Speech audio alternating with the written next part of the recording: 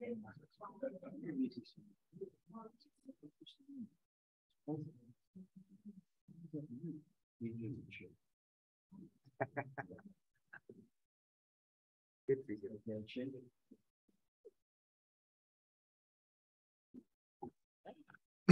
morning and welcome to the Main Street Board of Directors, August 10th, 2022 meeting.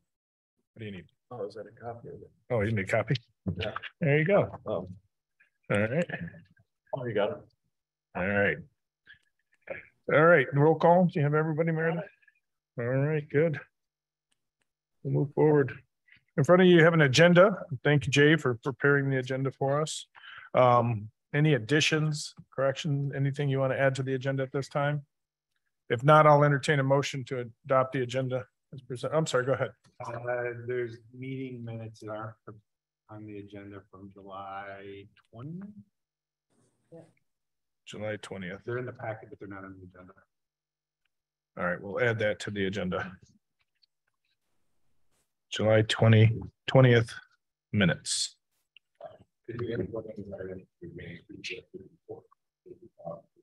protocol for members bringing documents versus right. What should we plan on from when we get to the packet that we're supposed to bring? So we can talk about that. All right. Packets. Then two additions to the agenda, July 20th minutes and our packets for our meeting. Any other additions? If none, I'll entertain a motion to accept the agenda as with those two additions. There's been a motion. Is there support?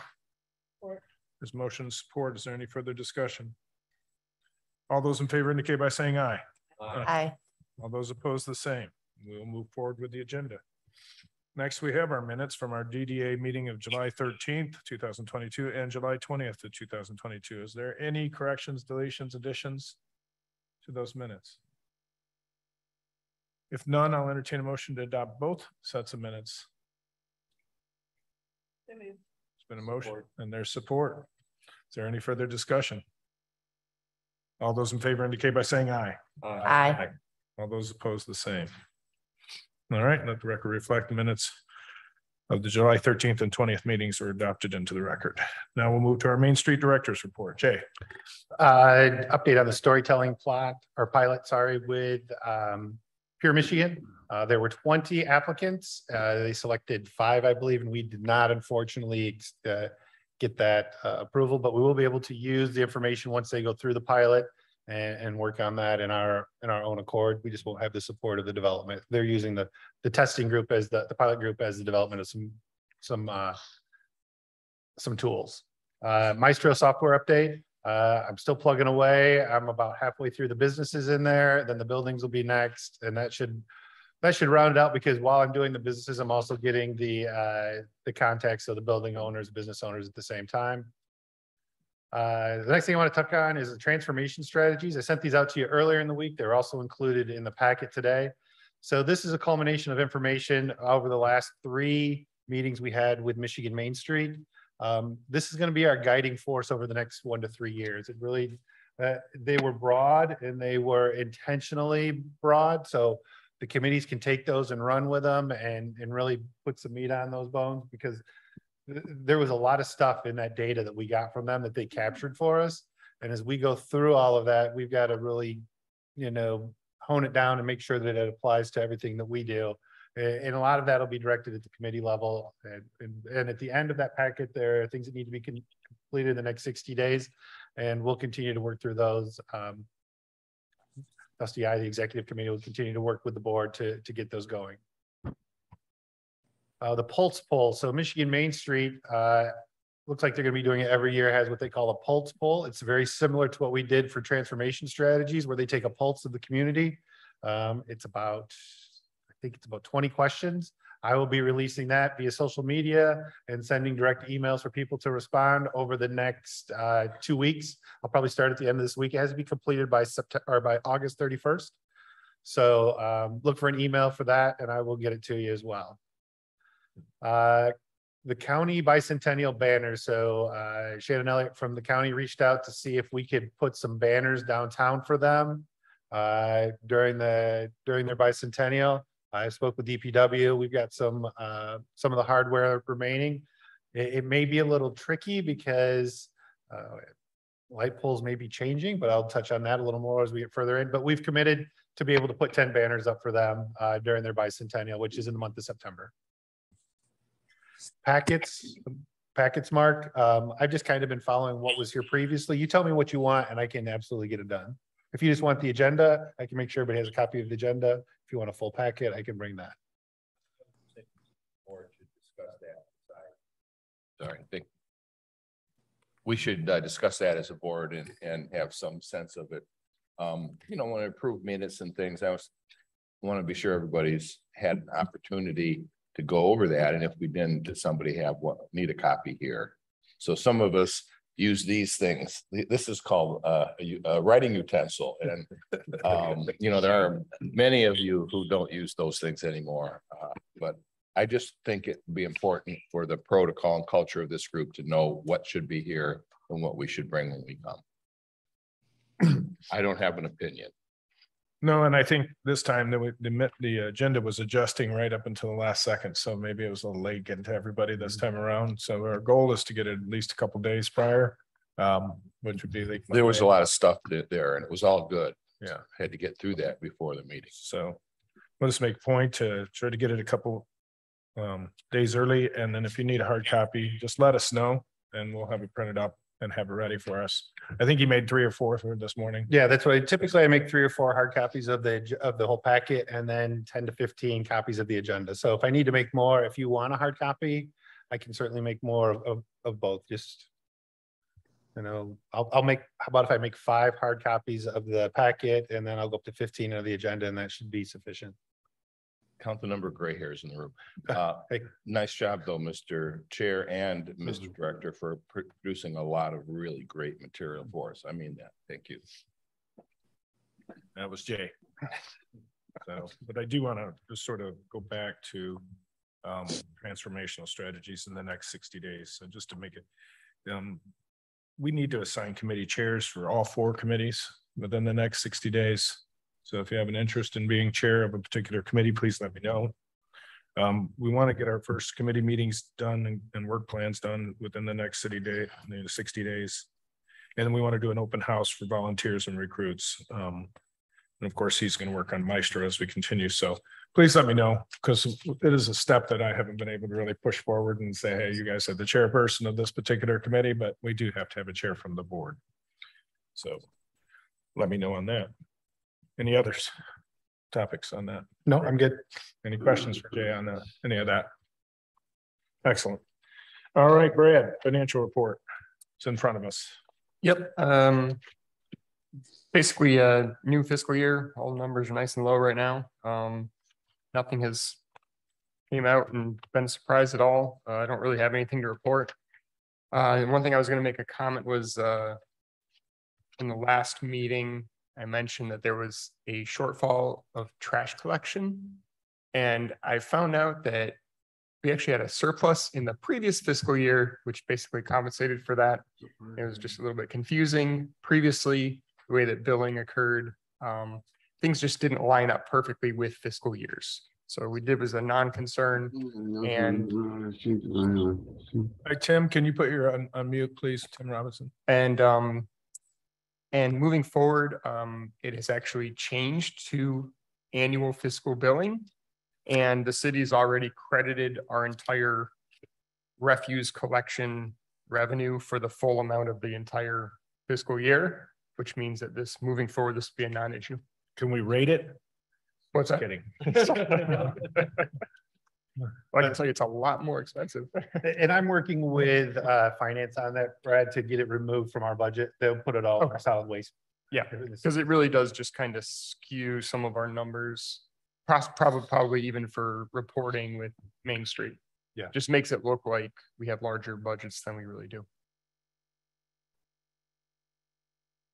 Excellent. Any other questions on the finance report? I'll entertain a motion to adopt the finance report into the record. There's been a motion. Is there support? And there's support. Any further discussion? All those in favor indicate by saying aye. Aye. All those opposed, the same. Brad, thank you.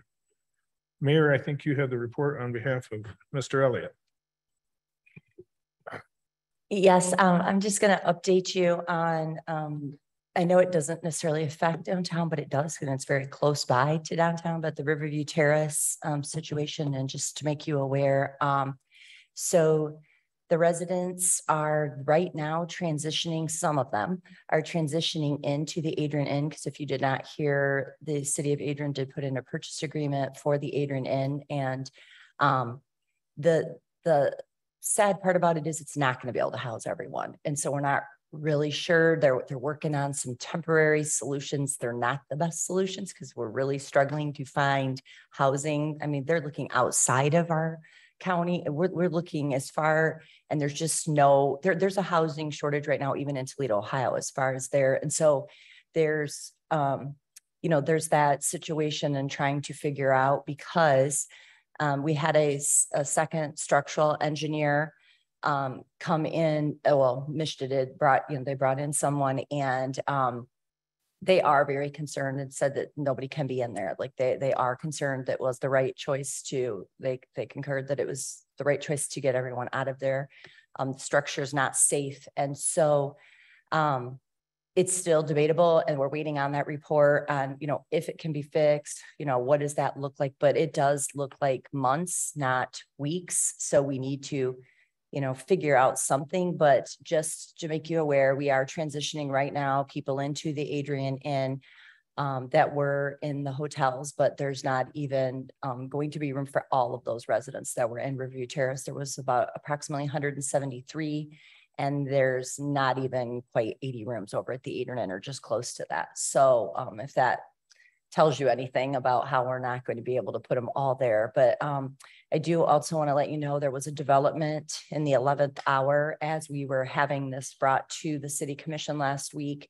And our city administrator did touch on this during the pre-meeting. In case you didn't listen to the pre-meeting, there is a potential buyer for the property. So we may never even own it. We may own it for a short time. That is looking at, saying that they can stay there, that this is how, he would treat the property until they find, more permanent housing, and then taking that to a national chain hotel. And he already has a hotel in the area, and a nice one. So we know that this would be, so that's something that is on the table. And then, it's not really the city's needs or wants to own property or to manage a property, but we have to take care of our citizen, especially for those that do not know, but Riverview Terrace has, they're on disability, Department of Aging, whatever it might be. They have caseworkers. There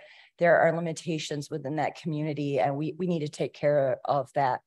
We're taking care of our community. There were a lot of them there, and trying to do our part as a city, but obviously we don't want to stay in that business of property management or even owning property. So this is something that just came to light. We don't know where that's going to go yet. We haven't had an update on that as of when that was said to last Monday. I did try to find out if there was an update, and there wasn't yet.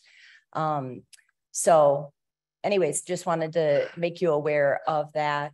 And also to make you aware, I know we're going to talk about First Fridays down here in a little bit, but there was an incident that it wasn't necessarily an incident. I don't know how to explain it, but there was some concern about people from outside coming into our First Friday wearing clothing that had symbols on it that were very offensive to people within our community, and some people felt threatened by it. Where the city attorney is looking into it, as well as the city administrator and myself and several other people, and seeing if there was an actual threat or anything along that line. It sounds more like the police did come down, because we have police now at First Friday, like at the making sure people aren't coming through the barricades like happened a couple times ago. It was not threatening at all when the police officer was there. It was just somebody that was patronizing a place that happened to be in close relation to another place, and they felt very threatened because of the symbols on their clothing. So there's been a little bit of ruckus on social media because of that, if you did see that at all on the First Friday page. So we are, looking into that and treating it seriously, but not sure if there's really anything that can be done, but just something to be made aware of. And these are things that Michelle has taken a lot of heat, and we have to remember she's a volunteer when it comes to First Friday. Yes, she is an employee of the city, but First Fridays are not necessarily obviously they're not a city, event. This is a volunteer based organization, and we just need to make sure that we are supporting our volunteers, especially even as a Main Street organization, because are we going to be able to keep our volunteers? Because I just sat on the bench at the Four Corners and saw several people get very angry, both at Matt Tomazeski and at Michelle, because they're like, you have to go this way, or this is what's happening, or whatever. And I was just sitting there and saw it happen a few times in myself. And then Michelle had talked to me about some people being very upset with her because they didn't feel like that she took care of that situation, or that the police officer took care of that situation by not removing those people, but they didn't feel they had the right to remove them because as far as they could tell, there hadn't been a threat, but that is being looked into now. But just be aware that, we don't want to lose our volunteers, especially with Main Street as we go forward. It's very volunteer heavy, and we need to be protecting our volunteers and taking care of them, because they take a lot of heat. And are we going to lose volunteers for that reason? It's just something to be very mindful of moving forward. There's one more thing that the city administrator wanted to add. Planning Commission intends to recommend amending our sidewalk cafe regulations to a clearance in line with the ADA minimum of 3 feet. That's what the ADA minimum is, and they're going to set it the standard to the ADA minimum. So if it changes, it will change with the ADA recommendations. That's it. Any questions?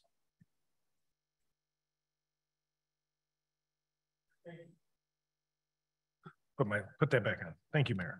All right, let's go over to board action. We have a few items. First one is a big one. Let's talk about it. Mark, Jean Christopher property. Let's open up that discussion. And Jay. The past year, maybe Dave, Brad, Dusty, and myself. Thank you. The committee's been working for the past year to engage the land bank about the old Jean Christopher property at the intersection of Maumee and Winter Street. And part of the, as you well know, we've developed, we had approval and developed a basic plan, which you all was circulated a while back. We recently asked for a rough estimate of the cost to develop that plan that we presented. That price came in the range of somewhere between 300 and 450,000, depending upon how far you went with that. We've recently met again for the 3rd or 4th time with the land bank to discuss with them the possibility of a group, whether it be the DDA board or some other group, being able to secure the property and eventually develop the property according to the plan or something similar. The land bank requires in their form that you make some level of commitment with regarding to the timeline of the redevelopment. And they have reasons for that. It's in their bylaws and that they have to do that. We've indicated that it'd be very difficult, if not impossible, for us to be able to make a commitment on a timeline to do that particular development. And that, in fact, there may be some changes in the utilization, but that the property would be developed for public use by the community if the land bank was willing to let go of it. They have a price of, I'm not sure what, $40,000, $50,000, $60,000. We indicated that we would be unable to pay that kind of money for the property, but that we would be willing to offer them $1 or something similar if they would be willing to let the property go and let us develop the working plan over the next period of time. The biggest issue with them is normally the land bank does not let a property come out of the land bank unless there's a firm commitment on how quickly the property gets redeveloped. And they want to see that there's resources there. What they don't want to have happen is to have the property transition and then sit there doing nothing for the next 5 or 10 years. They've had that happen a couple of times and they're really not willing to let that happen. So it comes back to us as a board to at this time to make a decision as to whether we want to pursue that property any farther by making an official offer for the property. And we would like to have the board discuss that and then come to a resolution at this point. Mr. Chair, questions about that? Or I also had Jay checked into whether or not the DDA or Main Street Board can own land. And Jay, if you would comment on that. Yeah, so I spoke to the city administrator. I also spoke to our insurance company.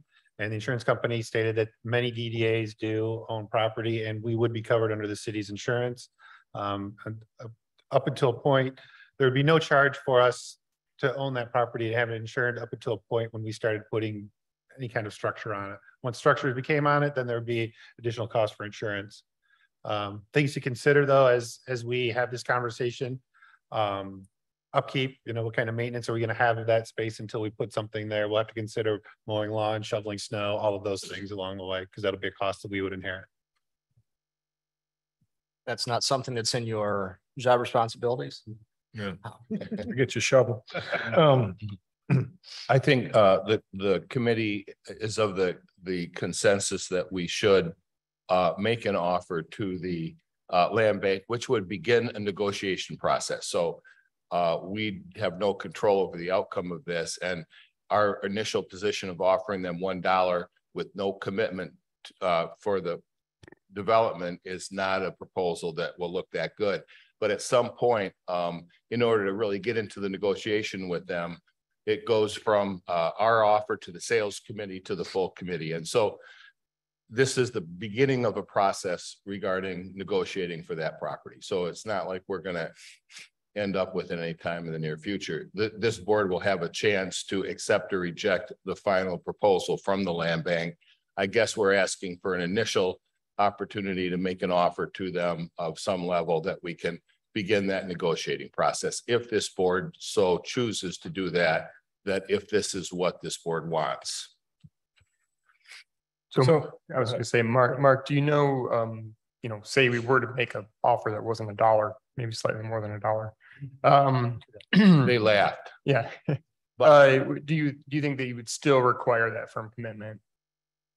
I suspect that the best process forward, if we're interested, is to make some kind of an offer, $5,000 or $10,000, and with no commitments to move ahead on the development, but that our intent is to develop the property to public use in the shortest period of time as possible. Do they have a timeline of development? 2 to 3 years, 3 to 5? I mean, what are their expectations when it comes to development of the property? Their expectation is that we have the resources and the intent to do that, and that they won't be looking at it in a period of years where nothing's happened, because that's a problem for them. So I think that's negotiable. The form has some information on that. I didn't bring that with me, but I have a blank copy of it. So when I think of different properties and the ownership of properties for Main Street Board, you think about buying buildings and the risks that come along with that. They're deep, and heavy. This is just a blank, canvas of a piece of land that has minimal maintenance cost. And I don't know if we're going to have a developer come in and put a building in there or put a storefront in there or anything of that nature in the near term. So I guess I'd ask this board I think we can draw a lot of sketches of different things that we could utilize that space for, whether it be micro retail to beer garden to murals to all kinds of placemaking opportunities for us. And really, when you think of the MEDC and what they're in favor of, is something just like this for a Main Street Board to grab on to something like this and make a placemaking. The drawings that came out of this work were pretty extensive. If you remember, there was walls, there were amphitheater kind of things and different things that were made it pretty expensive as an overall plan. And I think the capacity of this board being able to go out and raise funds is strong, but I don't know if it's 300 to 500 strong. So that would make that. But on the other end, there's all kinds of creative things that I've seen and JC and everybody's seen as they've traveled around the state, different communities doing things. So I think from my viewpoint, it's a low risk option, but I would like to hear the devil's advocate here. What is the downside of doing something like that? Anybody? I just have a couple of questions. I don't know that this is devil's advocate really, but with the development of the riverfront piece of things, it feels like that piece of property is not long to become quite valuable in terms of a development spot. So are we sort of intervening before an actual developer who would have resources could do something really creative on that spot, knowing the whole neighborhood is, you know, that end of the downtown is going to change dramatically in 5 or 10 years. The other thing is that I'm not sure, maybe Angie will know a little bit more about this, but at the pre-meeting a couple of weeks ago, Greg introduced the idea of the city entering into a relationship with the Scott Group, I think it was called, the person who is about developing that riverfront. And that included work on the riverfront as well as other projects. So we could potentially, if that contract is going to be moving forward, we could utilize that Scott Group in helping us either determine the developer that we would want to have on that piece of property so that we're not property owners. I don't know the benefit or negative of that, but you know, we have an opportunity, I think, to get an expert opinion that is essentially paid for by the city of Adrian through that Scott Group, and perhaps waiting until that is confirmed, or we at least have had a conversation around that. I don't know the urgency, I guess, is my question. Yeah, it's the Smith Group. Smith Group, thank you. Dusty, if we could, I think that the real issue is, does this group representing the downtown and the city think it's a priority to have control of that property versus having no control of that property, at which point none of us really know what the position of the land bank is in terms of their interest in getting out of these properties that they have. So I think you know, if the idea of how that property would be developed into the midterm would be to the best use of the community and the downtown. And so long as we're not putting $500,000 into the project in the next year or two.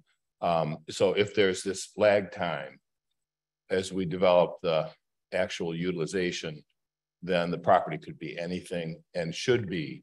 We as stewards of that property would be obligated to do the best we could for that, for the community, for the downtown, in the ultimate decision about how the property was used. So it may end up as some level of community space initially, pending a better use of the property as we go forward. So I would hope that would be how we would approach it, so that we're not stuck on it being exactly one thing at this moment. Angie.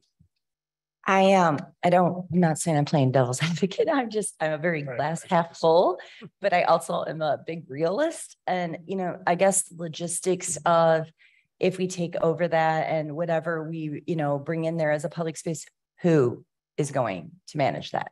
Who is going to oversee all those logistics? It's not something I necessarily want to see fall on our Main Street director for full responsibility. And who has the time, who has that capacity. Yes, I'm worried. That's my concern is who and managing that properly. And that's my concern.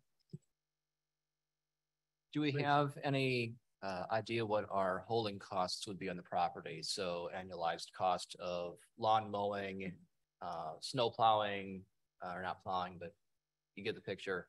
How much our insurance would go up to encompass that, not actually doing anything with the property, not even a community space, but what's our minimum holding cost on that property? So no insurance cost. We purchase it and keep it flat land. We don't pay any insurance. It goes under the city's umbrella. If I were to guess maintenance, probably less than $500 a year. I mean, I think that's a pretty conservative number. So it's not a lot. I think there's some opportunities there, and I don't want to put the cart before the horse, but I'm working on a project for it. And I think there'll be a lot of excitement behind it once I get there, but I don't have today to present to you, unfortunately. It was just, it's quicker than I was ready for. So. Sure. Is this something though that you're willing to like oversee? So I guess, is that what you're saying? That because in response to my question of who? The project that I'm working on wouldn't require a lot of oversight. Okay. Is there any reason we might not have a conversation with the city of Adrian and see if they would be willing with the, handshake agreement that we are interested in helping develop that property, but they would purchase it or we would help them purchase it. So then at least they could do the lawn mowing and the snow removal as part of what they do downtown. I think that's just a matter of, even if we owned it, we'd probably use their resources because it's a lot less expensive to deploy than going out to a private entity. Right, but then they're in charge of it. Yeah. I guess they're in charge of the main, or we'd be paying them out of our budget for their resources. Is the way I'd envision that.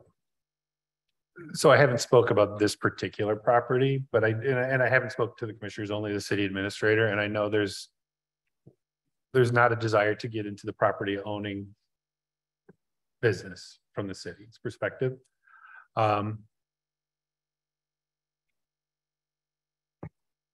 I'm an advocate for the property, but only for my project. So I guess that's the tough part, right? And you guys don't know what that is, and I'm not prepared to share So that. I'll just say, I don't think that's a really good idea to purchase it.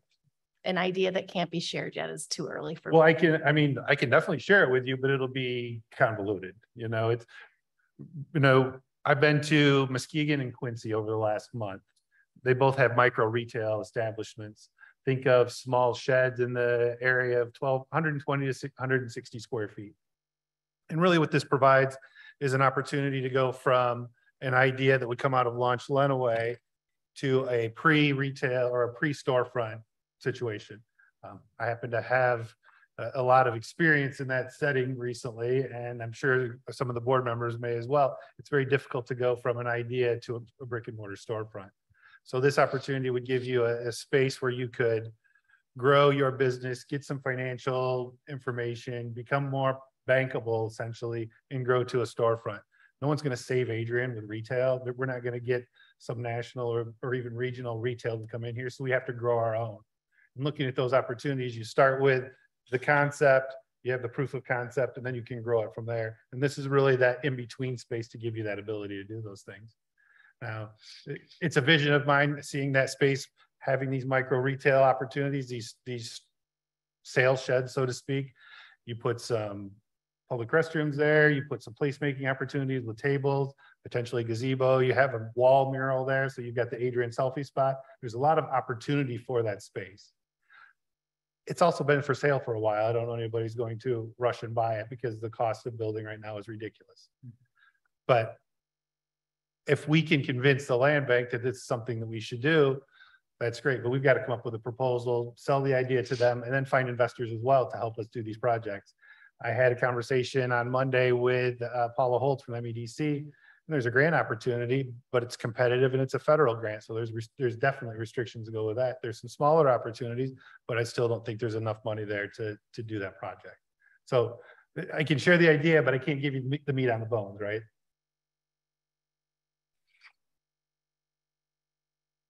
So, Mr. Chair, I think, again, we're hoping, the committee was hoping not to get too far into the weeds as far as the utilization. Our main direction and drive on this was, do we want to control this property into the future and then be able to develop it or to utilize it to the best use of our community and our downtown? over the next number of years or not? Well, when I look at it from a political standpoint, and all of you know the history of the Jane Christopher property, but that's a $300,000 expenditure that came from our county government to knock that building down. And the two buildings down, I guess I should say. And so politically, they don't have to recover all those funds, nor will they recover all those funds. That's their purpose, but there has to be some political face there too. You can't just $1 thing is not realistic for them politically. And that's why they're so important for us to develop a visual plan that's concrete before they could be motivated to move off of that. Because then they can say, look at that. That's good for our Adrian community and our overall community. They need to be able to say that at the land bank. And I don't think we're giving them enough in this discussion. So in my opinion, we would table this or move it forward until we have a more concrete, specific, reasonable plan for the property before we make requests. And yes, maybe we resource some of the Smith Group or whatever to help us, help the concept. But until we can all be sold on it in this room on some sort of concept, it's too vague to move forward. Does everybody agree? Yeah, So Mark, we'll just keep working toward it. Yes, Drake. I think just giving Jay time to develop that plan that he mentioned, which I think is a good one, and come to us with all the data that has yet to be assembled and all that. I think we at least owe that to consideration. So move we table. There's been a motion to support. There's motion support to table. Any further discussion? I just want to thank Mark for all of his hard work on this stuff. Yeah. We've done a lot of work on the back end getting this, and I do support tabling this, but I think this is something that definitely needs to stay on our agenda moving forward. And I think there is resources out there that we can utilize and make that something in a placemaking state. So that's all I have to say. Excellent. Any other comments? All those in favor indicate by saying aye. Aye. All those opposed, the same. We'll leave it on the agenda. We'll continue to work toward it. All right, Jay, back to the bricks. Tell us what's happening there. Yeah, it's recommendation of the executive director of the downtown Main Street DDA that the Main Street DDA board supports the memorandum of understanding and requests the city commission to support the memorandum of understanding, and also to authorize the executive director to be the designated representative for the Main Street organization. So what does all that mean?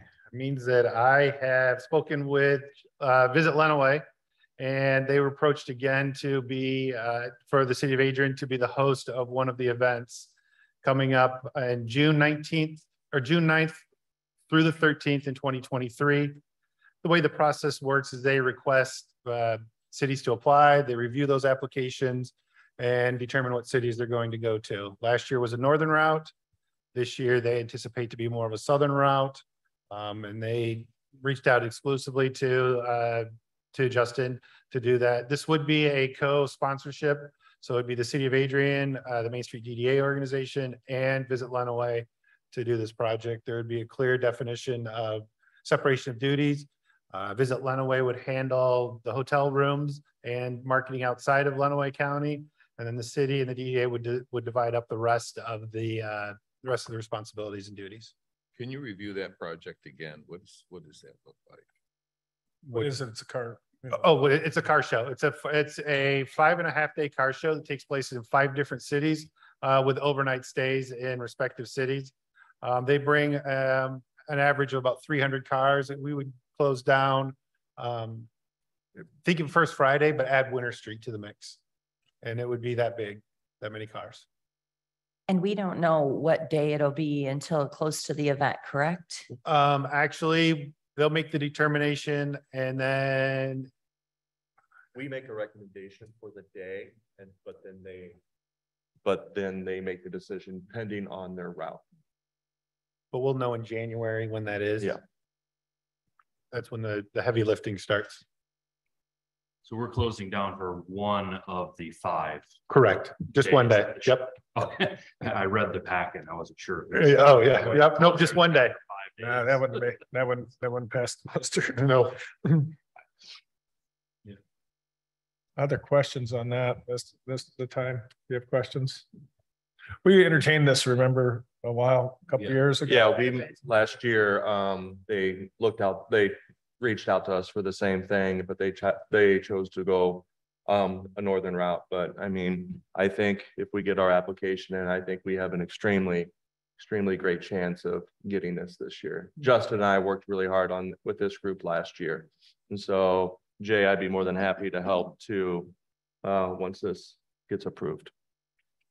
We've had some communication issues with some of our entities here in the past, just, nobody's fault necessarily, but if we go into this with the understanding that it's a partnership event, I'd really like to see a written agreement between the three planning entities, just putting on paper what everybody's role is going into this. That way, we're very clear. Yeah, I sent Justin's out of town, so I couldn't get him he's at a national event for Visitors Authority, so I couldn't get him here today, but we've already had that conversation of whose responsibilities and what budgets look like. So there's no charging of other entities for budget items. They're responsible for their two things in their budget, and then we'll divide up amongst the city and the DDA, and we'll be responsible for our budgets accordingly. And there's an actual contract with Back to Bricks, isn't there, Dave? Yes. Yeah, it's like an RFP contract kind of thing. Yeah, so that'll probably be defined in those roles as well. But a great point, Drake. It is true, and I do believe Jay's been in front of that, making it very clear, even without response, with those responsibilities of who's. All right. So I think we'll do an action step here. I need a motion for us to be a part of this partnership for Back to Bricks. Motion to approve. There's motion and support. Is there further discussion? Mark. All those in favor indicate by saying aye. Aye. All those opposed, the same. Onward we go. All right, in the packets, as he mentioned, we have transformational strategies. Maybe all of you had a chance to review. I think it's a great starting point. Some general overall visions or things that we adopted in our strategic planning, and the task to be completed in the next 60 days. So if there's no discussion, I entertain a motion to adopt those transformation. There's motion. Is there support? Support by Meredith. Further discussion, questions? If none, all those in favor indicate by saying aye. Aye. Those opposed, the same. All right. Dara cups. So obviously I am down to 3 cases of the 16-ounce Dara cups, so I need to get approval to order some more. I still sitting on 5 to 6 cases of the smaller cups, but went to our normal supplier, and obviously due to supply chains, prices are increasing immensely. So my proposal from our regular company was close to $2,500. Brad did send me another website of a different cup company with free setup and everything. It might be a little bit more competitive, but I am asking today for approval up to $3,000 so I can purchase 10 more cases of the 16-ounce Dara cups. Is this something where we could get, I know we have like the Dara symbol on the cups, but is there any way, this came up in a pre-meeting discussion for the city commission about how managers of establishments may know the hours, but haven't relayed all that info to all of their staff. And if they're not there, sometimes their staff doesn't know. We've had patrons that don't know what the hours are, or people questioning Dara hours, especially now that they've just changed. Is this something where like on the cups, we could get printed the actual Dara hours? I think that would be helpful to have it right there in their face to know.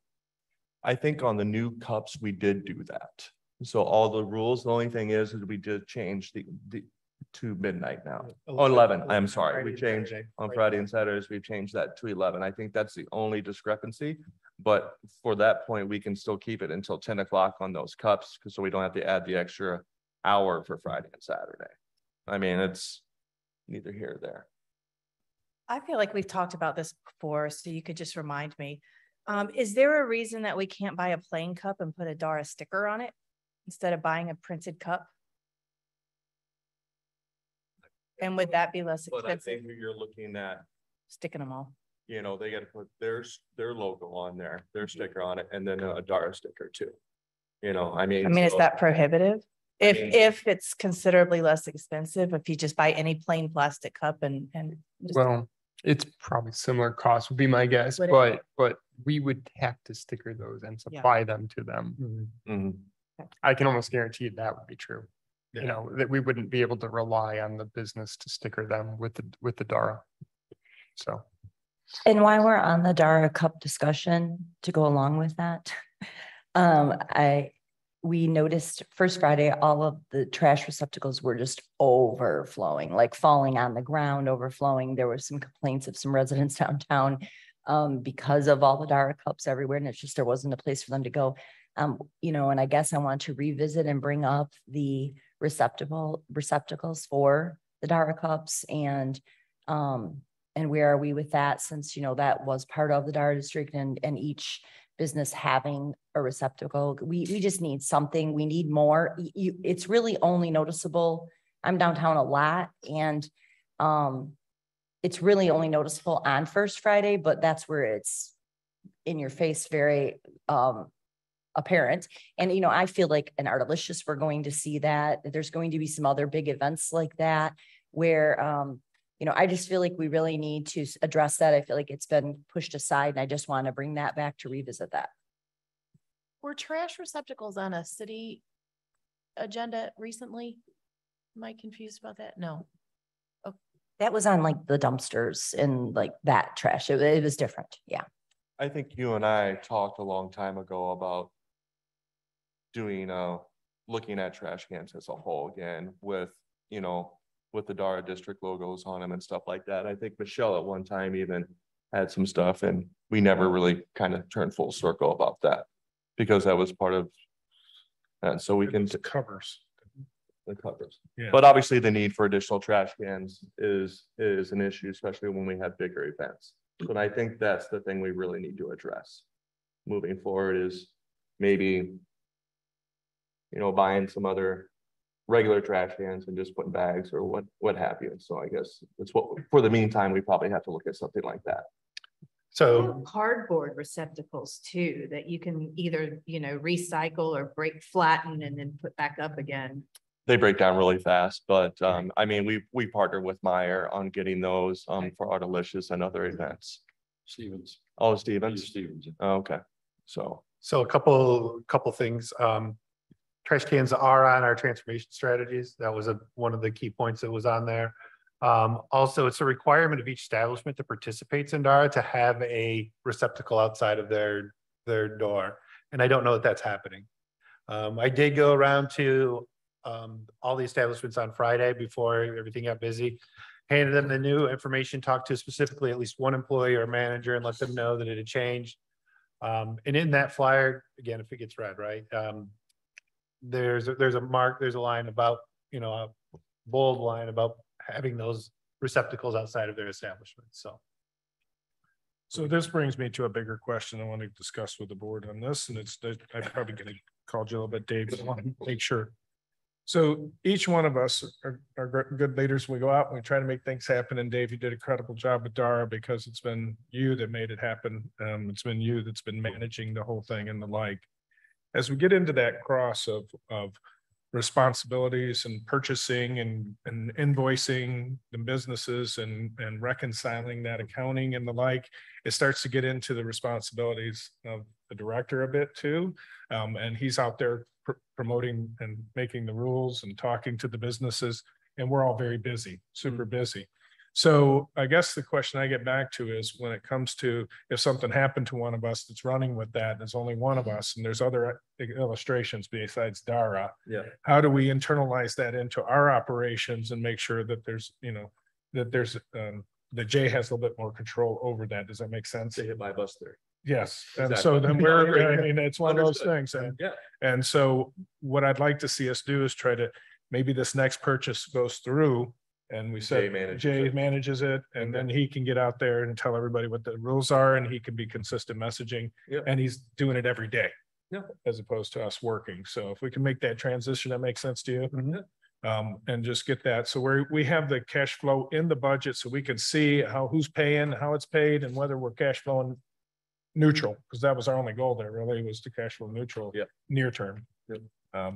So that's no problem with you. I'll have him get with you and Absolutely. reconcile that out. All right? Absolutely.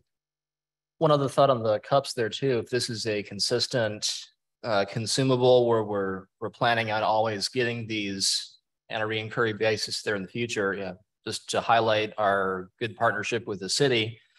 I know there's people that they have on staff who are really, really good at going out and finding competitive bids on things like this. So it might be worth exploring with them if we can get just a better price on some of this moving forward, just by leveraging their skill set as well. So at a near-term basis, I don't know if we'll be able to, Jay, you'd have to give me a feel for that, but right now demand is high and we need cups, right? Exactly. And it's only gonna, our Licious is on its way. So, so he has asked for a line item of 3,000, of which you expect to recover from every bit of that from the businesses, Absolutely. correct? Yeah. So can I get a motion? So moved. Support. There's motion and support. Is there further discussion? All those in favor indicate by saying aye. Aye. All those opposed, the same. Excellent. Thank you. Jay, signs, or Jerry, or Jay. It's recommendation of the executive director, the Main Street Board approves the design of business signs at 103 East Maumee and 110 West Maumee. This comes with the approval of the design committee on both signs. Jerry, you got anything to add? No comment. Motion to approve. I'll do it. There's been a motion and there's support. Did you get it, Meredith? Did you get, yep. Or are you both of them? No. There we go. Okay, gotcha. There's been a motion to support, further discussion. All those in favor indicate by saying aye. Aye. All those opposed, the same. Excellent. We move forward. Downtown events calendar, first Friday recap. Michelle, how'd the dog days go? I was there. It went well. For those of you that were downtown, you probably noticed we had a ton of people. So with that, a few things have already been touched on, but I'll kind of go back over them here. Trash was an issue. At the end of every first Friday, we go around and pick up all the trash. It wasn't just Dara cups. There was just a lot of trash. There was also alcohol that was not in Dara cups, that was in beer cans and such, that was laying by the curbs. So, and that actually wasn't even by the bands, the ones that we found. It was at other locations. You know, First Fridays has become this really big, large event, which is fantastic, but I'm only one person, so I can't police. And even if I, had more people, we can't really enforce people bringing alcohol into the Dara. I'm not even sure if our police can, I don't know. It's a weird kind of line, right? Because Dara is a Michigan liquor license thing. So, but that's something to keep in mind with, I think, all of our big events downtown. I think that's probably something that may keep happening. There wasn't a lot of it, but enough to, to be aware of. We do clean out the trash cans before every first Friday, and we clean them out again afterward. And it's still not enough when we have this many people. There's just a lot of, there's food trash and there's Dara cups and there's everything else. We did have the concern about someone wearing offensive clothing. It's a public event. It's on public streets. In this particular situation, I'm pretty sure these individuals, or actually I think it was only one individual, was, like the mayor said, at another business downtown. I don't think this was a case of someone coming into this event to cause an issue. That being said, obviously it's unfortunate that someone's wearing offensive clothing at an event downtown. And like the mayor said, we are double checking with our attorney. But, I also saw someone open carrying downtown during First Friday, which I was not excited about. But these are rights that, I can't enforce. Our officers were there. They were approached about the person that was wearing offensive clothing. And they said, it's freedom of speech. We can't ask them to leave. So if the officer can't ask them to leave, I can't either. So my hands are kind of tied on that one. But it is, I think, something to be aware of, something to keep an eye on. We've had officers or police presence at our events since July of this year. They've been at every event, which is helpful. Not because we have any, criminal activity going on, but I think it's nice to have them there to keep people safe. With the large crowds comes issues with, congestion in the street. We had a medical incident at this First Friday that was luckily down at the end of Maumee and Broad. Had it been at the Four Corners, it would have been an issue. I've been trying to work on what we have going on in the street so that we don't have these points of congestion. With the pet parade, we had some of that. So, it's just something to think about for future events and to keep working on. Let's see what else. September's First Friday, the theme is Art and Soul. We're going to have another dance performance. That's kind of a lead up to Artalicious. So we'll also highlight the public art downtown. We'll have an online and a printed map with all of the art statues for people to visit. And one other thing I just wanted to mention that the mayor also touched on was, as a volunteer, there are times when, I'm never going to make everybody happy. But there have been a couple incidents, one in particular with someone representing a downtown business this year that really unfortunate.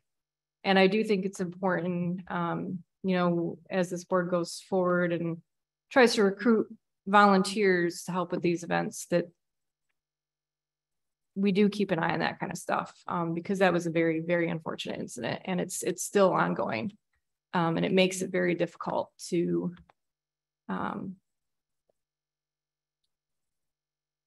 it's just difficult. So I think the more support you can give to volunteers, the better in those situations. Because just to reiterate, when there are city employees that are helping at First Friday, they're not getting paid. This is all volunteer. They're volunteering just to help downtown Adrian, to help the city of Adrian. They're volunteering. It's completely on volunteer time. So just to reiterate that point as well. No, I'll even mention this to Jay too, and that goes all the way back to the Maple City Festival. I can remember when we had the mounted horses down here to make sure everybody stayed in line as much as possible. And as it continues to grow, those same issues are going to continue to be broken property. There's always predictability here as far as big crowds and what happens. So the question is whether it gets out of hand or whether we keep it under control. I must admit that the city is being a great partner. It's not free to put those police officers on the corner. It's not free to do that. And they were there, a number of them were there. They were covering all the corners or the entryways, and the barricades were strong. So, and I'm sure there's a fear on the commission level too, that this could get out of hand. So it really is a time for us to listen closely about trash cleanup, volunteerism, and getting more people involved in this overall effort. Whether we have to outsource some cleanup, it may be our responsibility if we want to keep this growing, and get some people that work in lieu of not being able to get enough volunteers, because we can't just keep expecting Michelle to pull this off with city employees. We just can't. It's getting too big. It's getting out of control if it's just going to be that few people.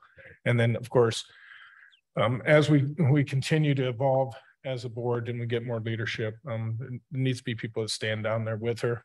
We need to have volunteers to stand down there with her, because she takes the heat. There's no doubt about it. She takes the heat. And we can go over incident after incident. It's not important right now, but it is true. So if we just keep that in mind as we're working on our transformational strategies, as we get up on Artalicious, everybody step up, and our First Fridays, because it's going to be big. So without any further discussion on that, I'm going to lead right into the band update for Artalicious. Michelle, I just want to say thanks for everything that you do. You do great work, and we really appreciate you. So Artalicious, just so the band update, we have the Dan Kestrky Band from 5:30 to 7:30, and Billy Lewis and the Soulbacks from 8 to 10. I've secured all my sponsors, pretty much all the same from last year, which is fantastic. So we're looking at expenses roughly right around 6,000, and I'm looking to make right about maybe 1,000 to 1,500 after rentals and everything else is paid back. Brad and I have been talking a little bit too. We're looking at buying a donation box for the event and having the band work with us on helping it, making this event free. And so we're going to put a donation box together. We're going to work with the bands about getting extra donations to help supporting this fundraising event moving forward as well. So, but everything is on track, and Don and I and Justin of Visit One Away will work on some marketing details as well moving forward for the event. So, but everything is looking good.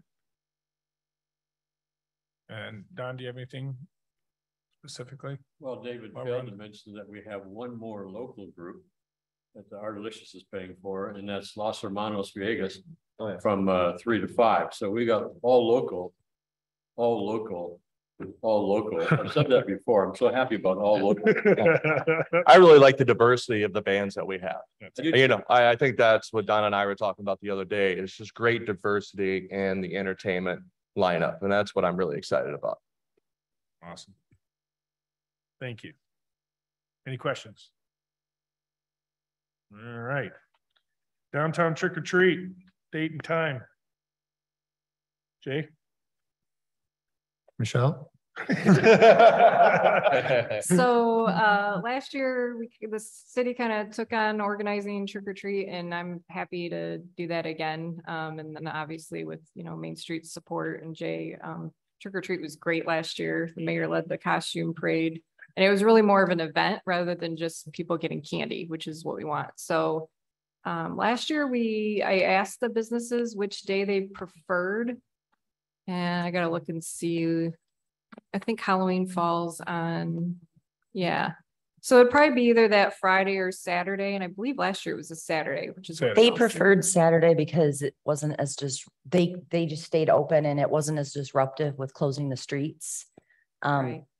And I know some people have reached out and said, why don't you do it on Halloween? That's what you used to do. But we, we actually felt we got better participation by not doing it on Halloween, because other people want to be at their homes on Halloween handing out candy or whatever it may be. And the business owners were even more receptive to it, as well as just the great amount of people that came downtown.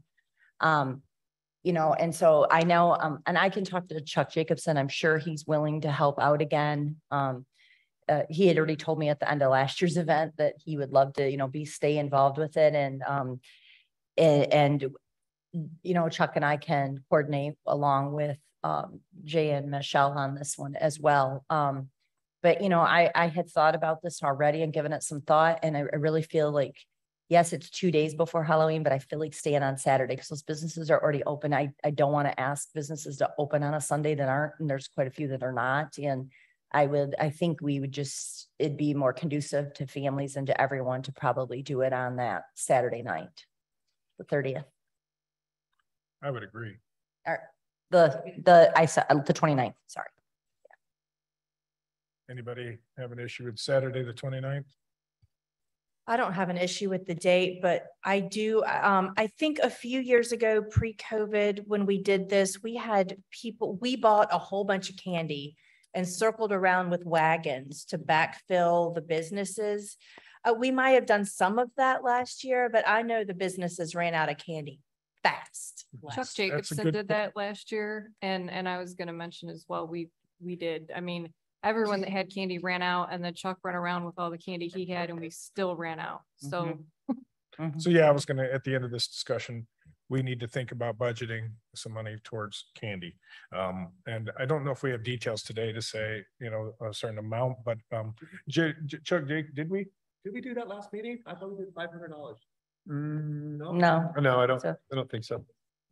and this would be a great opportunity right here for, part of our volunteer piece, and, making sure that we're volunteering and, and making that be one of those pieces where we have somebody that is walking around with the candy to help out. So yeah, and Chuck had that, he was able to get thousands of pieces for on the cheap, so he has an access point. And Dave just reminded me, executive committee, we're going to throw a motion out for at least $500 for now to get this thing started.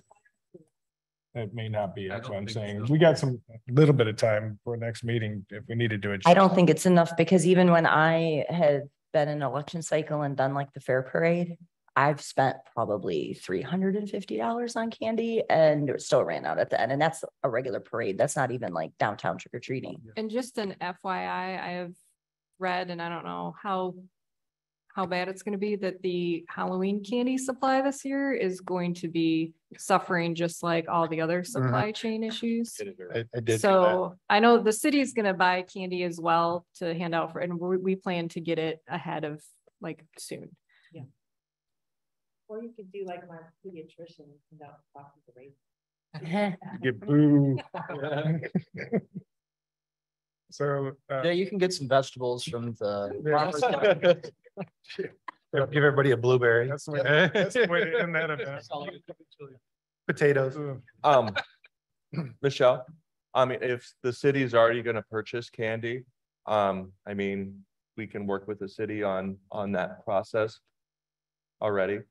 I mean, if we put a budget out there of 500, I don't know what your budget is when it comes to purchasing. Yeah, what we've been doing is going down to Sam's Club and we kind of price it out and do it that way.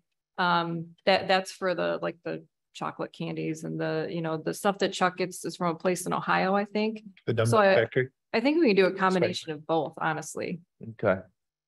I mean, do you know how much you guys usually spend?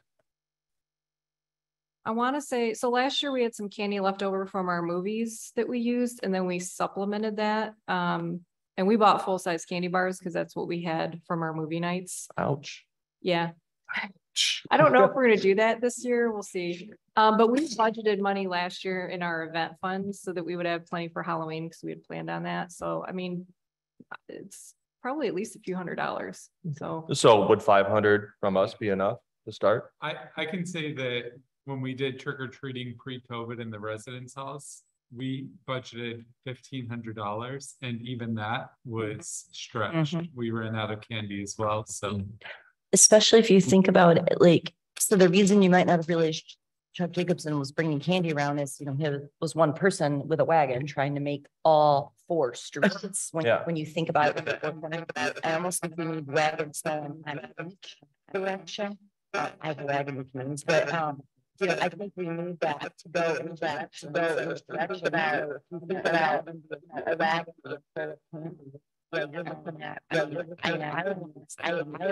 think you need to start with 1,000 and just go there with 1,000. That's my thought. But Well, I also think that you shouldn't be the sole provider. I mean, we want businesses to at least start and we can help supplement, right? You know, I think they do. They did last year. They just ran out like that. yeah.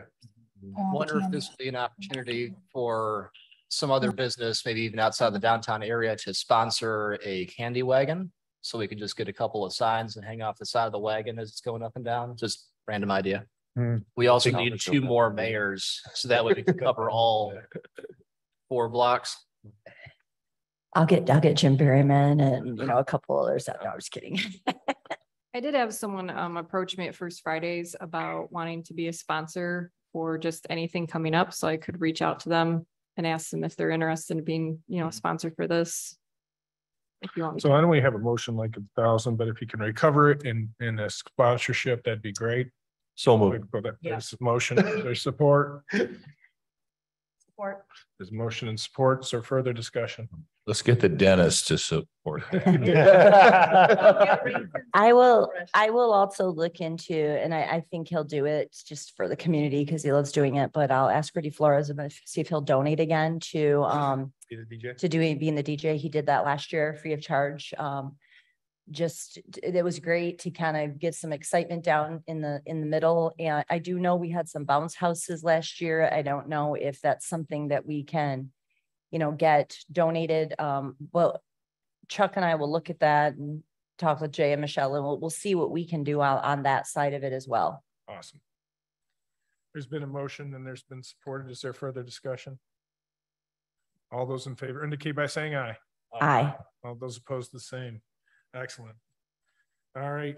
Any updates on the retail rec card, Drake? We opted to skip our most recent promotion meeting due to a light agenda to be respectful of people's time. So no updates on the rat card as of today. New Year's Eve event. We're still working on having conversations with a couple establishments we still have to have a conversation with, and then we will start putting together kind of what the cost structure as far as if you're attending the event, what that might look like. All right. Can I ask something along since we're under promotion as well? You know, I do know that Visit Lenawee had said that they are not going to be doing Welcome Back Bash. Is that something that we can look at taking on as Main Street under promotions? Or I know that, you know, I know we have him sitting right next to me. Michael Orlando has been very passionate about this and very involved. And I know there's been some conversation possibly between you, Jay, and Michael and Michelle. I just, you know, I would like to see this event happen. I don't want to see it not happen just because Visit Lenawee cannot do it at this time. And I always felt this is very important, especially for welcoming our students, showing them the businesses we have downtown, showing them they need to come downtown. There's things here, their parents, then they bring their parents when their parents visit. This just promotes the downtown in general when they see what there is, and that, you know, and bringing those college students in, I think is vitally important. And I don't want to see this even take a year hiatus because I just feel we will lose out on a lot just by not having this. Are you announcing that we're not having it because the date had been circulated? I thought that event was scheduled. It had, and then Visit Lenawee did say that they were not allowed to do it. But I mean, they just did not have capacity to do it now and had contacted the schools telling them they were no longer going to do it. And I don't want to see this event not happen. This is a perfect example of hit by the bus theory. Because we had one person that was in control of a particular event that really should have been in our purview, in my opinion. Yeah. This is our, you know, this is downtown event. This is welcoming back of students and the like. There's been a lot of work by the Town and Gown Committee over the years, and yet it was important that we had both universities and college at the table. And there had been some hard work to bring both Adrian College, Siena Heights, and all of us to that committee over time and representation. I don't have Cole here today, but I was going to have him fire up and get some energy going too. But it is critical that we have both Adrian College and Siena Heights at this event. And can the Town and Gown Committee get together in a quick period of time to pull this off as the question at hand and getting everything. Now, what you're working against is a major headwind, and that is that everybody has been notified that it was postponed. So everybody at the schools and the like right now have been told that. So the question is, how do we communicate back that it's back on, and do we do that? Is where this discussion is. So I'm working feverishly behind the scenes to get the details of what's happened so far. I spoke with Michelle yesterday, and I think Greg gave his blessings that she can work on it with me to figure out what's happening. And we'll do something this year. I don't know what that'll be. We'll figure out something, and then we might take the lead next year, working with the Town and Gown Committee to make sure that it stays, you know, open access and gets better every year. So if I may, Michael Orlando was instrumental on that originally, and working with Siena. They were the primary motivators for that program. And it was originally under the auspices of the Town and Gown Committee.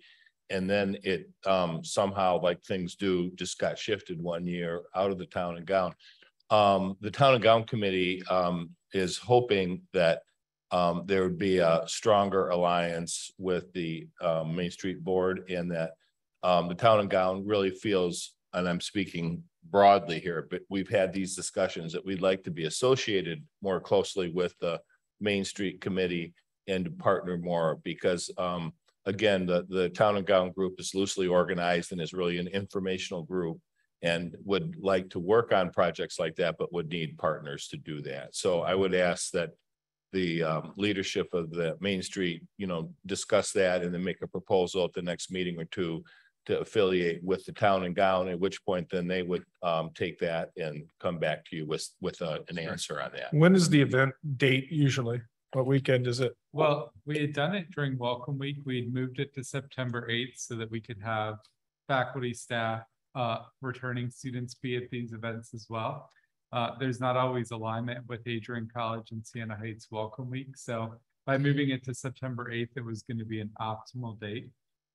There were, unfortunately, a couple of things that we had already arranged: transportation for our students to get downtown, to be bused downtown, as well as t-shirts that we had ordered for this event. In past years, Siena Heights has done like $10 vouchers with businesses that wanted to participate. We had taken that out of our budget because Visit Lenawee had committed that there'd be food provided to our students this year, but that's something that we have committed in past years to make it a successful event. Well, there's no time, time is of the essence for our next meeting. Question being is that there's been budgetary items that were paid for by Visit Lenawee in the past. The town of Gowan had done it in the past. So there's food. What other things are cost associated with the event? Yeah, if we did like a street DJ, a DJ on the street at the Four Corners, if we did any giveaways, those sort of activities. What Like they were giving out full pizzas downtown. Yeah. Like I think they were, but I think that was Domino's. I can't remember. I do believe Brian Watson did donate those. I'm not Does sure. do that, everyone. But they were giving out full pizzas to them. Yes, there was a DJ, but it might have been somebody that was donating like their time to do that. It kind of seemed that way, but there was bounce houses. There was like fun things like that going on as well. So that I know that Visit Lenawee probably paid for it because I don't know who else did. If not, because since I used to be at Siena Heights, I was always at this event because my teams were were expected to be there and perform. So there would be performances by some different groups from those schools as well. So at least that is a free entertainment thing that if they can get it set up where, maybe there's some different performances happening as well. But there was a DJ at the Four Corners, but I don't know if that was donated or not. I'm not really sure, to be honest with you. So Jay and I were looking into this yesterday, and there is a new dean of students at Adrian College that was just hired, right? Yeah. It was brand new. I believe he's worked at Adrian College for several years. Right. Thomas Stoney. Yeah, I just didn't know if, who our contact point, should we hook you up with Cole, or who do you contact? But I'd really like to see if we can get them involved as much as possible too. Michael, what's your sense of this? I mean, because you've been a leader on this. Is this something that we should attempt to do at this time, postpone it for later, or cancel it? I mean, what's your sense of this? I would like to see it still happen. I think it does fit under Main Street, whether it be under a long-term commitment with a committee, subcommittee of organization, or if it's something that we look at for this event to truly get under the strategic plan of a college town. So yeah, I personally would be invested on Siena's end. I couldn't obviously speak for Siena, but I'd be happy to reach out to Thomas or Cole or both and see what their appetite is to try to pull off an event. Okay. We would definitely, I think one of the barriers to making it a successful event is local businesses having the information and enough time to plan appropriately and what kind of support they'd want to give to it at this point. So and maybe if we can't do the food vouchers this year, maybe they can run like really great specials, or maybe we can get a couple food trucks too, because I know that there was not enough food last year. At least the lines were like an hour long. Now that we have our food truck ordinance and we have all of that straightened away, maybe we can bring them in, and maybe they, a lot of these students do have money for that. Maybe it's something where we just don't have a voucher. Maybe everybody runs specials instead, not at their regular cost. I don't know, just throwing out some ideas, since the food voucher thing doesn't sound very viable within a month. Well, the promotion and events committee level, we do have some resources, which I don't have a current calculation on, for flexible spending for events. So that might be an option for a stopgap measure. A month is a very short amount of time to pull something like this off. But if we were to follow the Main Street approach on this moving forward, that would look like a subcommittee, like you said, Michael, specifically designated for this event, where we need to make sure that all the entities that actually need to have a say in this event are at the table this time. So if we can do anything to help at the promotion level, let me know. We do have some talented people on that committee in terms of getting the word out, but very short amount of time. All things are possible with enough coffee. Quick comment. So as a business owner, this is the first time hearing that it's been canceled. Emily had already went downtown and handed out postcards and flyers and said, hey, you guys participated last year. Do you want to help out again? So maybe we can get with Emily and say, hey, what business owners already committed to being open and helping out?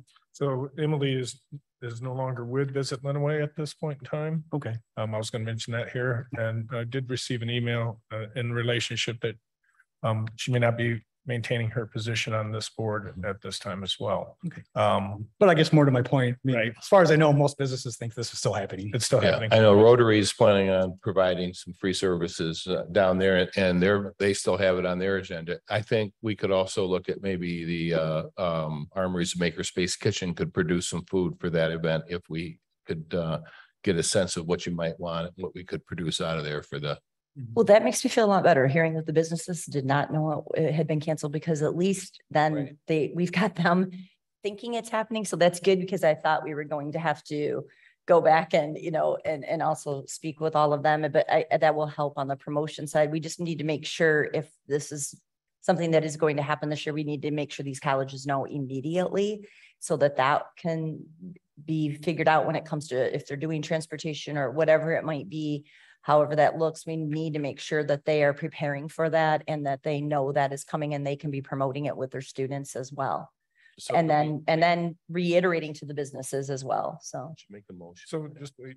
Jay, are you comfortable? Absolutely. We can execute it. I'd like to make a motion that Welcome Back Bash still occurs on September 8th and that our Main Street Director helps oversee that. It's been a motion. Is there support? Been a motion to support. Any further discussion? I will work with you, Jay, and Awesome, thank you. I'll reach out to Cole and Thomas today. Perfect. Awesome. All those in favor indicate by saying aye. Aye. All those opposed, the same. Thank you. Awesome.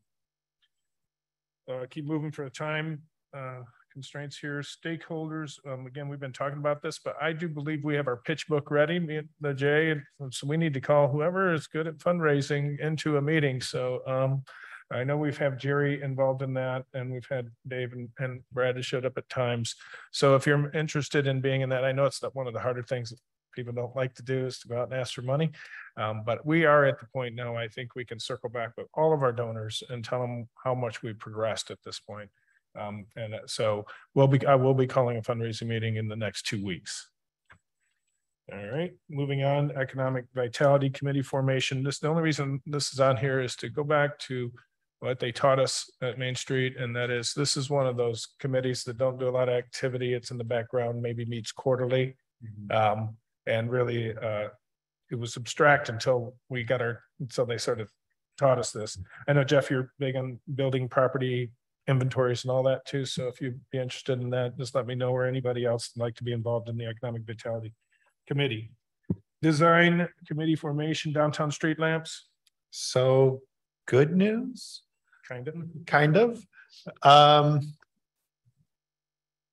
All but one part are here for the street lamps, and the remaining part is expected to be here within the next 3 weeks. So sometime in the end of August, beginning of September is the earliest target date for replacing street lamps. They will make sure that they're not interfering with any events, Don. So it's okay. They'll clean it up before. Hope somebody can guarantee that, but I don't think you can. That's already been the conversation has been very explicit with them not to affect First Fridays or Artilicious during the installation. The part that they're missing is the part that goes from the concrete to the pole to retrofit it onto our concrete part. So they said within 3 weeks, we'll see where it goes. That's where you bring up those banners. Yeah, so I'm also working on a banner program for those lights. There's only gonna be 61 lights downtown. So we'll have to change how things operate, but we're looking at how do we involve the schools? How do we involve the veterans organizations? How do we keep the community pride and involved in downtown? And we know that also if the kids come, the parents come too. So they want to see Billy and Susie's artwork on a banner. We'll get that done. I'm working with Annie Howard for a project in March. So I think there's a lot of opportunity there. There might be some revenue generation from it, but if nothing else, it's a great sense of community pride with that. Not only that, I know with school, or who was it that wanted to have 10 of them? Oh, the county. The county wants 10 of them. Yep. That'll be before probably we change these. So he'll be addressing that. We do have 4 digital signs coming or more? 1, 2, 3, 4, 5, 6 digital signs. 6 of those those poles will have a digital rectangular sign extending out from them. And the content will be up to us in the city as to what we present on those. So we'll be working on that as we move forward. So getting closer, it's been a long time coming, but supply chains and all that. Downtown trees have been ordered for this fall. They have found them. And so we'll have those all planted before first snowflake drops. All right, any other items? If not, Tim, do you have anything to share with us from Lenawee Now? Yeah, just an update on lunch, not lunch, Lenawee, sorry, we just celebrated the conclusion of the last cohort for lunch, Lenawee, but Square One competition is heating up. The competition will be October 18th. I think I reported this last time. We've got 5 or 6 applications in, talking to 4 or 5 more. I expect to have a good 20 applications in by the time we set down for that. It'll be at the, right now we're planning at the Armory, 5 o'clock, I think is start time. Bring yourself, some friends. I think it will be a very good time. We'll have a good time, just like we did, what was it, 2019 we did that, Mark? Yeah. Yeah, I apologize for doing Zoom on you, but I've got a 9:30 client meeting that I have to be at. But other than that, everything's going about as fast and busy as it can. Excellent. Any questions for Tim? Thank you, Tim. Are there any other DDA matters to be brought before this board today? All right, we'll move on to public comment. Yes. Good morning, everyone. My name is Jackie Bradley. I'm here as a representative from the Lenawee Substance Abuse Prevention Coalition. And I just wanted to bring to the attention of this board that we are hosting an event at the Toledo Street Pavilion on August 31st from 2 to 6 in recognition of International Overdose Awareness Day. So this will be a family-friendly event where we will, of course, memorialize all those friends and families members that we have lost to substance use, but we will also celebrate all of the amazing community members that we have who have also recovered from substance abuse. So Boys and Girls Club will be running events for children. We'll have agency resources such as Pathways Engagement Center, Community Action Agency, as well as some local businesses that exist in that wellness space that might be able to help people in their journey to recovery. So I simply wanted to bring that to everyone's attention as we are trying to spread the word. That's awesome. Thank you very much. August 31st from 2 to 6. Yes. Mm-hmm. Thank you. Awesome.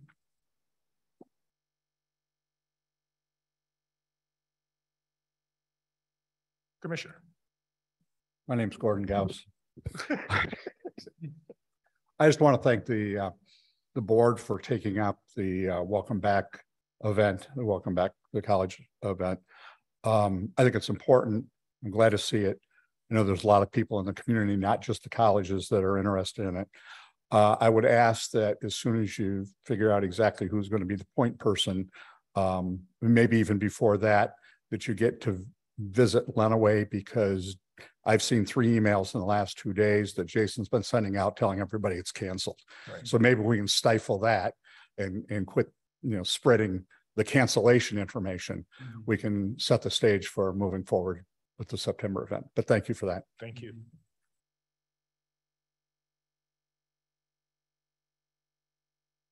Speaking of the Welcome Back Bash, that was also the first I heard of it. I donated my photo booth to Celebration for that event, as well as I was in initial talks with Visit Lenawee to donate the DJ services as well. I did not hear back, and now I know why, but I do want to put on the table that my services are available for that day. I was already planning on being there, and as a Siena grad and employee, as well as a downtown resident, I'd love to help with the event however I can. Excellent. Thank you. Jacob is woo! And Jacob rocks on the DJ. You'll get a great DJ with him. Good morning. So the More the Merrier pub crawl is happening, a back to school kind of event. It'll be on Saturday, August 27th, starting at 7 o'clock at Mammoth and ending at the Brick Wall. Businesses, all but one, have been contacted and confirmed. We're going to actually do a flyer. Which is really odd for me to say. I want to say that I have somehow created a committee for this crazy event that I've created about 8 9 years ago now. I'm not exactly sure. So my daughter Carolyn Roberts and Jacob Cooper. So those of you that know them, they have been instrumental in planning this. So yeah, it's happening. And it is happening the same day that the streets are closed for an M party. I did talk to them on Friday at First Fridays, got their flyer. They didn't seem to think that, at least the person there didn't seem to think that there'd be any issues. So I'm just letting you know it's happening. And thank you for putting it on the calendar. That's going to happen someday, right? Excellent.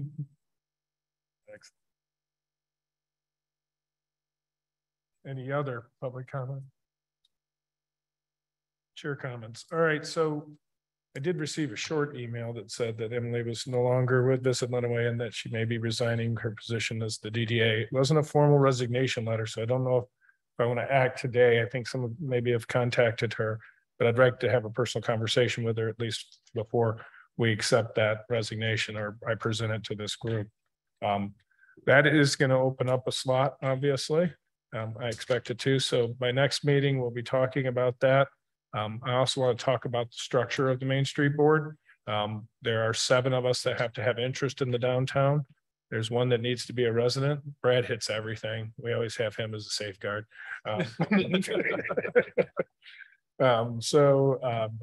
And there's 4 at-large members that are available to us.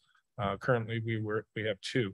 So as this board continues to evolve, just keep your eyes open on what's happening there, because I can sort of predict that we have a few others that may be stepping off the board. So we will make some fanfare about that. We want to reach out to the community, especially if we have some flexibility with that large, and we're not, limited to just the downtown residents, but people with passion about the downtown. So keep that in mind as we move forward.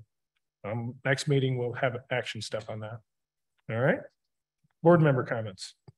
Mr. Chair. Yes. Yeah, following up on that, I've been thrilled to see how this board has developed and the great works that are happening. And it's time for geezers like myself to step aside. And at some point before the end of the year, I'd like to have the board can replace me. And I think Margaret was talking about possibly the same. So that's not official, but I think it behooves us as a board to really get aggressive about lining up the talent that's going to be involved with this community over the next 10 or 20 years. And we have some wonderful people that are on the board and people who might be able to do that. So it is one of our primary responsibilities to be soliciting the next group of leaders in our community. Also want to congratulate, we're having the Governor Croswell Tea Room is going to be reopening. I don't know if that's been official, but we know it's happening. And we have been confirmed that they're going to be at the Taste of Lenawee on the 7th of October. And I don't know any more than that about it. I can't make any comments, but there may be others at the table who have any information about that, want to share it with the group. The other thing real quick is, again, August 27th, looking for a great turnout. I know, Drake, you're producing some materials for information for that. I hope you're going to be ready for that. Well, it's me and Drake. Don't point him out. No, I'm going to help. River cleanup is going to be an education information. We're going to be meeting at the Kiwanis trailhead right next to Family Dollar, and really would appreciate a turnout from board members there. Thank you. Do you need us to bring anything for that? Like rakes? What do you want us to bring? I think we're okay on tools. If you have something specific that you'd like to do, then bring that specific tool. But the city is partnering with a group of the service clubs, and we're looking for a great turnout. We're going to have food and a lot of good things going on down there. So please show up. And Drake and I talked about it too. I have a lot of slides from presentations for the riverfront development. And this is about riverfront cleanup. And that's one major facet what really drove that. We're going to make some large illustrations for easels and the like that'll be under the tents so that they can start seeing that vision and the public can start seeing that vision on that day as well. And so we'll also have the River Raisin Watershed present, and they'll be presenting a lot of their information as well, what's happening with the river and the like. So we'll get all our excitement going. Big day. Thanks for leading that, Mark. Really appreciate that. I would like to, thank all the businesses that donated for for the welcome bags for our visitors from Japan, from our sister city delegation. I just want to let you know that they came and asked us to extend our sister city relationship. They were hoping that we would want to continue, and that is one reason why they came. And so that has been extended. So we are going to continue that. They were just thoroughly impressed with all the businesses here and the and just the hospitality. And you know, we had a downtown business that opened on a day. They're not even open for us to accommodate.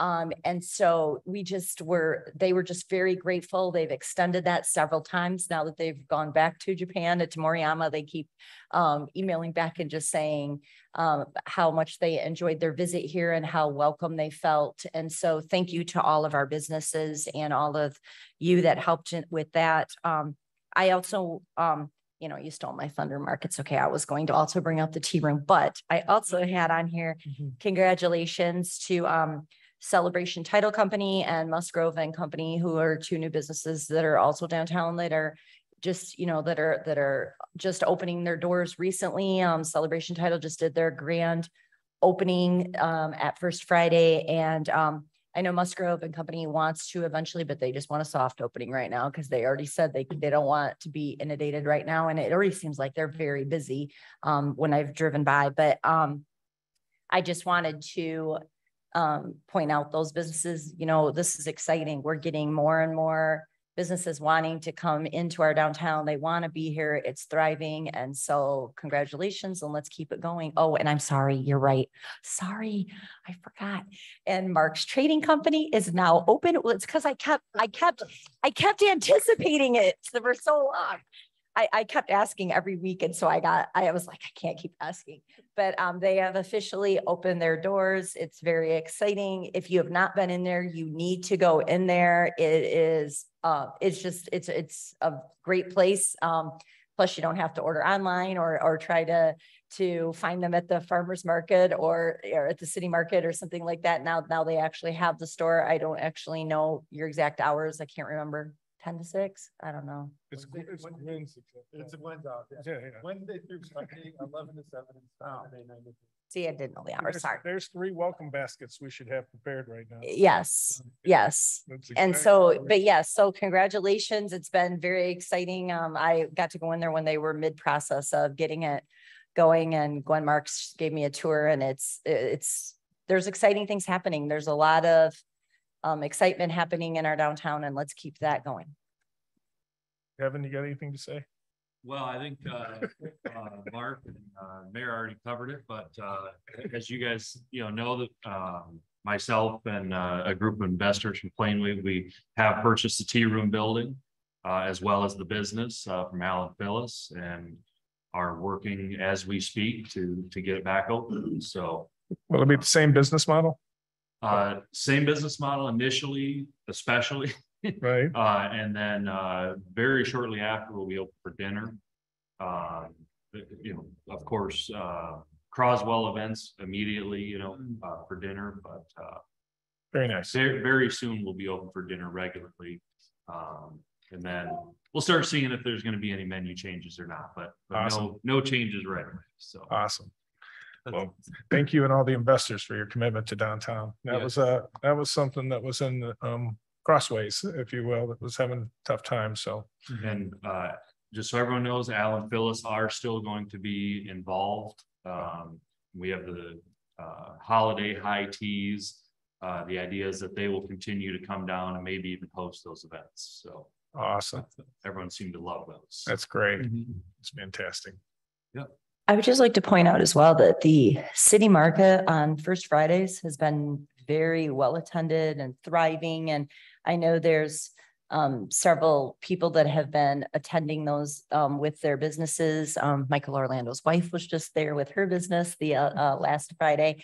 And they're very excited, and more vendors are wanting to be at First Fridays. So it's created a new excitement at First Fridays in a different area of town that maybe didn't have it before. I know Brenda's Little Taste of Texas was getting overwhelmed because there were so many people coming down to that area. So they were enjoying the business as well. So it helps all of our businesses when there's something going on in every area of our downtown. So thanks for your work with the Adrian City Market, Jay. Dusty, one quick last thing. Mary and I just watched on Netflix, Woodstock 99 train wreck. And it just alludes to how when you have large events and they grow and you're under-resourced on the services that are provided, you create your own worst enemy. And you know what Michelle has and the mayor speaking to, we owe it to the city and to these events that we're ponying up the right amount of support for these events, that we cannot expect these things to happen. And we're drawing larger and larger crowds of people who are coming in, and there's no charge. So we're getting all sorts of people that are coming, and it's wonderful. But we have to pony up and provide the resources, whether it's trash pickup, security and whatever, or we're just kidding ourselves, because we're going to have more and more trouble if we're not putting the resources in the right place. So when you watch Woodstock 99, you'll see exactly what happens when those events, so you don't have the level of service support there. It creates chaos. And that could be just around the corner for us. And we will regret not having supported and put the resources in place for these events. So I just encourage us, just not wait for a disaster to happen. Let's get in front of this, put the resources that we need to put in here. It's our obligation to do that. We can't lay it at the feet of Michelle or others. We have to be a part of this. Thank you. Thank you. I just got one quick comment too as well, in regards to the Welcome Back Bash. You know, obviously, we lost Emily, and Justin in the same week is out of town on another meetings and stuff like that. So, you know, I think we need to try to do the best we can to continue our partnership with Visit Lenawee and the city and stuff, to making sure that this event is still pulled off correctly, you know, and appropriately. And so I'm going back to utilizing all the resources that we have and working together. You know, we really need to making sure that we are, you know, are working together on this project. You know, losing Emily for Justin was really getting cut at the knees. Yeah. You know, so we just need to making sure, you know, like I said, we just talked about the hit by a bus theory. We all just need to rally around each other and support one another when stuff like this happens. And will we have street closures for this event that is already in place? If the application's already in, so it's already approved. Perfect. All right. Any other comments from our board? And you can see the upcoming meeting events on your agenda there, so you can keep track of them and all the others that were announced today. A lot of activity. Excellent. If there are no more, I'll entertain a motion to adjourn. Is there support? All right. Any further discussion? All those in favor indicate by saying aye. Aye. All those opposed, the same.